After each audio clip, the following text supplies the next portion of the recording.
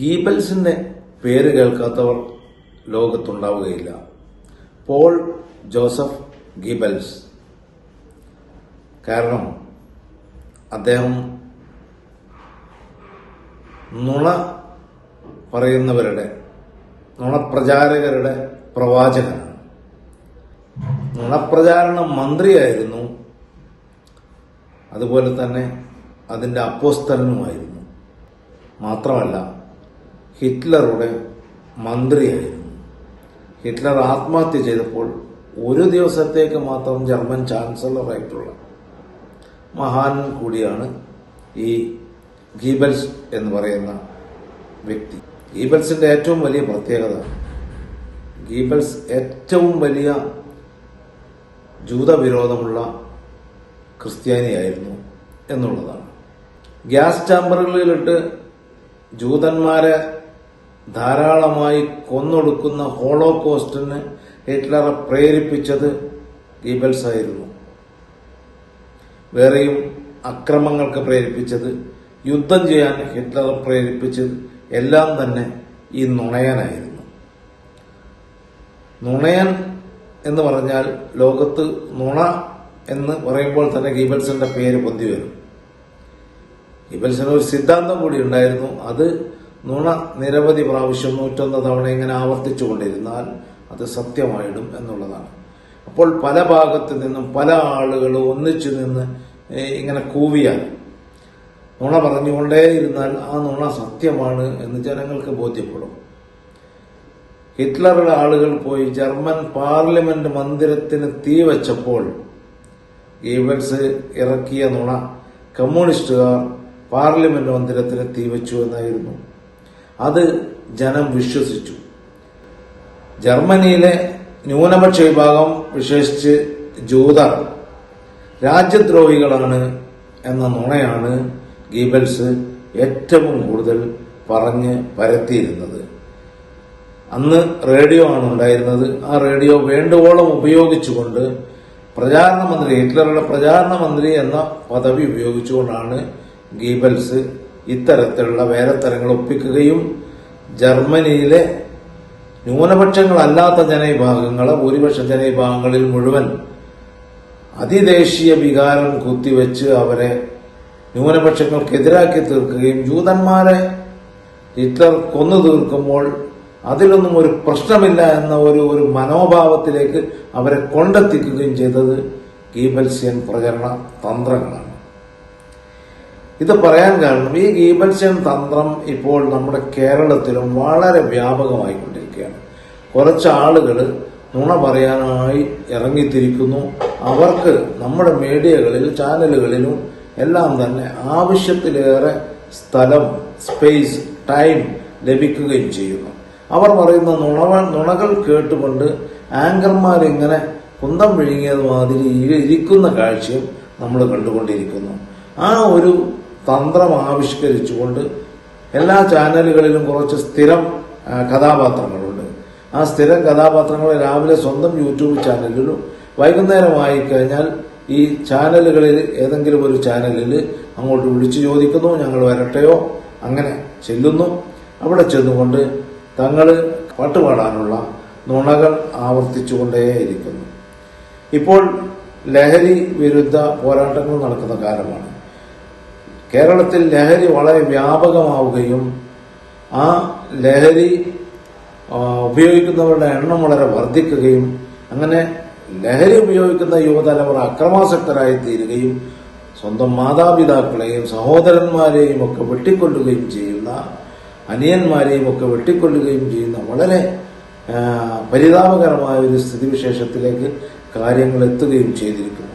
അങ്ങനെയുള്ള ഒരു സാഹചര്യത്തിൽ അതിനെ എങ്ങനെ നേരിടണം, എങ്ങനെ കേരളത്തെ ലഹരി വിമുക്തമാക്കാം, അല്ലെങ്കിൽ ലഹരി എവിടെ നിന്നാണ് വരുന്നത്? ഏറ്റവും കൂടുതൽ ലഹരി ഉൽപ്പാദിപ്പിക്കുന്നതും കൊണ്ടുവരുന്നതും കടത്തിക്കൊണ്ടുവരുന്നതും എല്ലാം തന്നെ ഗുജറാത്തിലേക്കാണ്. ഗുജറാത്തിൽ നിന്നാണ് മറ്റു സംസ്ഥാനങ്ങളിലേക്ക് ലഹരി പോയിക്കൊണ്ടിരിക്കുന്നത്. പഞ്ചാബിലേക്കും കേരളത്തിലേക്കും ഒക്കെ ലഹരി കടത്തിക്കൊണ്ടിരിക്കുന്നത് ഗുജറാത്തിൽ നിന്നാണ്.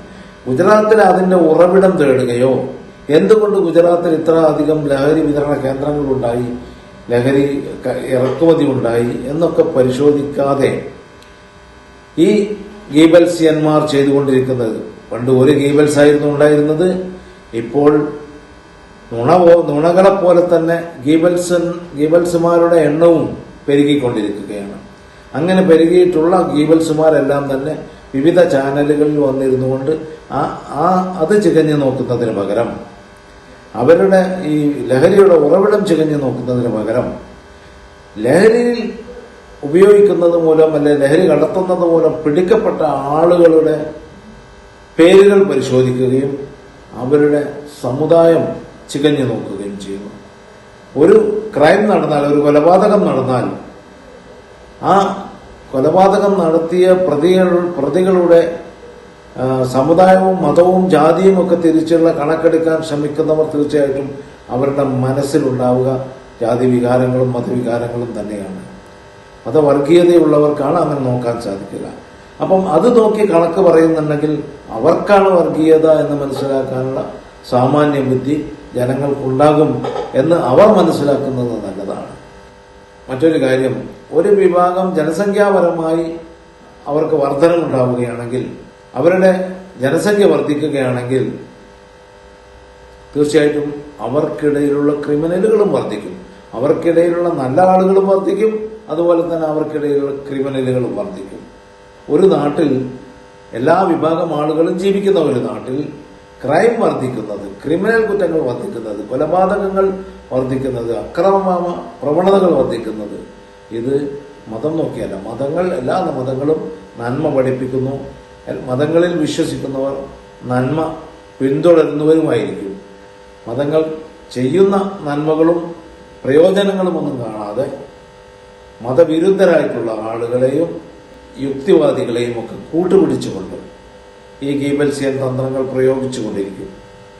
മാർക്കോ പോലുള്ള നിരവധി സിനിമകൾ നാട്ടിൽ ഇറങ്ങുന്നതുകൊണ്ട് കൊലപാതകവും വർദ്ധിച്ചുകൊണ്ടേയിരിക്കും.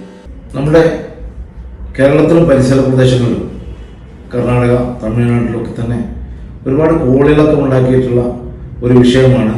ഏതാണ്ട് കഴിഞ്ഞ 10-14 വർഷക്കാലമായി വലിയ വിവാദങ്ങൾ സൃഷ്ടിച്ചുകൊണ്ടിരിക്കുന്ന ഒരു വിഷയമാണ് ലവ് ജിഹാദ് എന്ന് പറയുന്നത്. ഈ ലവ് ജിഹാദ് ഇല്ല എന്ന് സുപ്രീം കോടതി വരെ പറഞ്ഞിട്ടുള്ളതും NIA അന്വേഷിച്ചില്ല എന്ന് കണ്ടെത്തിയിട്ടുള്ളതും മറ്റ് പോലീസ് വിഭാഗങ്ങൾ, രഹസ്യാന്വേഷണ വിഭാഗങ്ങളൊക്കെ തന്നെ അന്വേഷണം നടത്തി വസ്തുതാവിരുദ്ധമായ ആരോപണം എന്ന് തെളിയിച്ചിട്ടുള്ളതും രേഖാപരമായി പാർലമെന്റിൽ അങ്ങനെ ഒന്നില്ല എന്ന് പറഞ്ഞിട്ടുള്ളതും ആയിട്ട് പോലും അങ്ങനെ ഉണ്ട് എന്ന്, അങ്ങനെ ധാരാളമായിട്ട് നടക്കുന്നു എന്ന് PC ജോർജ് പറഞ്ഞാൽ പിന്നെ ഈ പറയുന്ന മറ്റെല്ലാ ഗീബൽസുകൾക്കും അത് വേദവാക്യമാണ്. അവരത് ഏറ്റുപിടിക്കുന്നു, അവരത് പ്രചരിപ്പിക്കുന്ന ഉത്തരവാദിത്തം ഏറ്റെടുക്കുകയും ചെയ്യുന്നു. ഒരു കൊച്ചു പഞ്ചായത്ത് അല്ലെങ്കിൽ ഒരു നിയോജക മണ്ഡലത്തിൽ തന്നെ ഇത്തരം 400 സംഭവങ്ങൾ നടന്നു എന്ന് PC ജോർജ് അങ്ങ് പ്രഖ്യാപിക്കും. തുടർന്ന് അത് ഏറ്റുപിടിക്കും മറ്റുള്ള ആളുകൾ. ഇങ്ങനെയുള്ള ഒരു പ്രചരണ തന്ത്രമാണ് ഇവിടെ നടന്നുകൊണ്ടിരിക്കുന്നത്. ഇല്ല എന്ന് എത്രയൊക്കെ അന്വേഷണം നടത്തി പറഞ്ഞതുകൊണ്ടും കാര്യമില്ല. ഇങ്ങനെയുള്ള പ്രചരണത്തിലൂടെ വർഗീയ ധ്രുവീകരണം സൃഷ്ടിക്കുക എന്ന പ്രക്രിയ നാട്ടിൽ വ്യാപകമായി നടന്നുകൊണ്ടിരിക്കുന്നത് കൊണ്ട് അതിൻ്റെ ദൂഷ്യഫലങ്ങൾ ഈ സമൂഹത്തിൽ വളരെ വേഗത്തിൽ പ്രചരിച്ചുകൊണ്ടിരിക്കുന്നു എന്നത് കാണാതിരുന്നുകൂടാ. ഒരിടത്ത് ഒരു കരിമ്പിൻ കാല പ്രത്യക്ഷപ്പെടുന്നു. നുണകൾ ആവർത്തിച്ചുകൊണ്ടേയിരിക്കുന്നു. പറയുന്നത് നുണയാണ് എന്ന് എത്ര തന്നെ ചാനൽ അവതാരകരും മറ്റുള്ളവരും തെളിയിച്ചാൽ പോലും അത് തന്നെ ആവർത്തിച്ചുകൊണ്ടിരിക്കുന്നു. അതിനാണ് കൃത്യമായിട്ട് ഗീബൽസിയൻ നുണ എന്ന് പറയുന്നത്. പിന്നെ അത് ഏറ്റെടുക്കാൻ കുറെ ആരിഫുമാരും അതുപോലുള്ള ആളുകളും ഒക്കെ വരും. നമ്മുടെ മുൻ മന്ത്രി കെട്ടി ജലീലിനെ പോലുള്ളവരും അറിഞ്ഞോ അറിയാതെയോ അത് ഏറ്റെടുക്കുകയും ചെയ്യും. ആ പറയുന്നതിന്റെ പ്രത്യാഘാതം അവർ മനസ്സിലാക്കുകയില്ല. മുമ്പൊക്കെ പറയാറുണ്ടായിരുന്നു, മുസ്ലിങ്ങൾ 4 കെട്ടുന്നവരാണ്, ബഹുഭാര്യത്വം, നിരവധി മൊഴി ചെല്ലുന്ന ആളുകളാണ്. ഇങ്ങനെയൊക്കെ പ്രചാരണം നടക്കുക മാത്രമല്ല പൊതുവിൽ അത് വിശ്വസിക്കപ്പെടുകയും ചെയ്തിരുന്നു. അടുത്ത കാലത്ത് മാത്രമാണ് ഏറ്റവും കൂടുതൽ വിവാഹം കഴിക്കുന്നത്, ഏറ്റവും കൂടുതൽ ഭാര്യമാരെ ഒഴിവാക്കുന്ന, ഇതൊന്നും ആ സമുദായത്തിൽപ്പെട്ടവരല്ല, അതിനേക്കാൾ ഉപരി ചെയ്യുന്ന വേറെ കൂട്ടരുണ്ട് എന്ന് പുറത്തു വന്നത്. എന്നാൽ ഇതിങ്ങനെ ആവർത്തിച്ചുകൊണ്ട്, ഇതിങ്ങനെ സമർത്ഥിക്കുന്ന, ഇതിങ്ങനെ സത്യമാണ് എന്ന് വരുത്തി തീർക്കുന്ന ഒരു സമ്പ്രദായം നമ്മുടെ നാട്ടിൽ നേരത്തെ നിലനിന്നിരുന്നു. ഇതിന് ഗീബൽസ് വരുന്നതിന് മുമ്പ് ചാണക്യൻ വന്നിരുന്നു. ചാണക്യ സൂത്രം എന്നും ഇതിന് പേരുണ്ട്. ചാണക്യന്റെ സിദ്ധാന്തവും ഇത് തന്നെയായിരുന്നു. നുണകൾ പറഞ്ഞുകൊണ്ടേയിരിക്കുക, അപ്പോൾ അത് സത്യമായി തീരും എന്നാണ്. ആ സത്യം ഒരുപാട് ആളുകൾ വിശ്വസിക്കുകയും ചെയ്യും. അങ്ങനെ ഒരു സംഭവം രാജ്യത്ത് നടന്നുകൊണ്ടിരിക്കുകയാണ്. അപ്പോൾ ക്രിമിനലുകൾ ഏതെങ്കിലും ഒരു പ്രത്യേക വിഭാഗത്തിൽപ്പെട്ട ആളുകളാണ് എന്ന് തെറ്റിദ്ധരിക്കുന്ന ഒരു സാഹചര്യം. ഈ 1945 ഗീബൽസ് മരിച്ചത്. പക്ഷേ പിന്നീട് ഇപ്പോൾ അതിനുശേഷം ഒരുപാട് ഗീബൽസുമാർ പുനർജനിച്ചിരിക്കുന്നു. ആ ജനിച്ച ആളുകൾ ഈ ന്യൂനപക്ഷ വിഭാഗങ്ങളെ നോക്കി ഇതുപോലെ തന്നെ നുണകൾ പറഞ്ഞുകൊണ്ടിരിക്കുകയാണ്.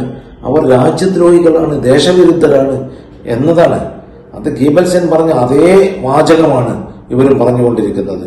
ഗീബൽസ് പറഞ്ഞു ജൂതന്മാർ അല്ലെങ്കിൽ ജർമ്മനിയിലെ ന്യൂനപക്ഷം രാജ്യവിരുദ്ധരാണ്, ദേശവിരുദ്ധരാണ്. അത് തന്നെയാണ് ഇവരും പറഞ്ഞുകൊണ്ടിരിക്കുന്നത്. അതിന് കുറെ കാരണങ്ങളും കാര്യകാരണങ്ങളും ഒക്കെ നിരത്തി വെച്ചുകൊണ്ട് ഇതിങ്ങനെ പറഞ്ഞുകൊണ്ടിരിക്കും.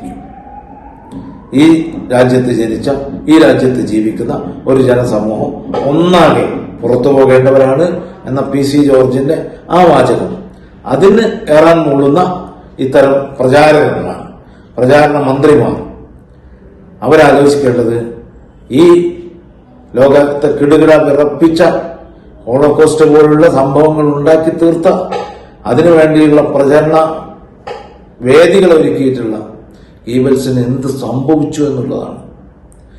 ഹിറ്റ്ലർ ആത്മഹത്യ ചെയ്തപ്പോൾ ഹിറ്റ്ലറുടെ ബങ്കറിൽ അഭയം തേടിയിട്ടുള്ള ഗീബൽസിന്റെ ഭാര്യയും 6 കുഞ്ഞുങ്ങളും ഉണ്ടായിരുന്നു. ആ 6 കുഞ്ഞുങ്ങളെ വിഷം കൊടുത്ത് കൊല്ലുകയായിരുന്നു ഗീബൽസ്. അതിനുശേഷം ആത്മഹത്യ ചെയ്യുകയായിരുന്നു ഗീബൽസ്.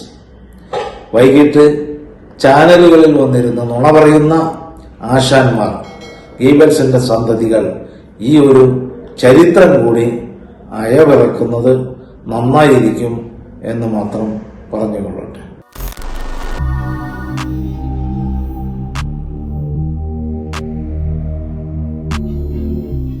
കൂടുതൽ വാർത്തകൾക്കും വിശേഷങ്ങൾക്കും ന്യൂസ് ലൈവ് TV സബ്സ്ക്രൈബ് ചെയ്യുക.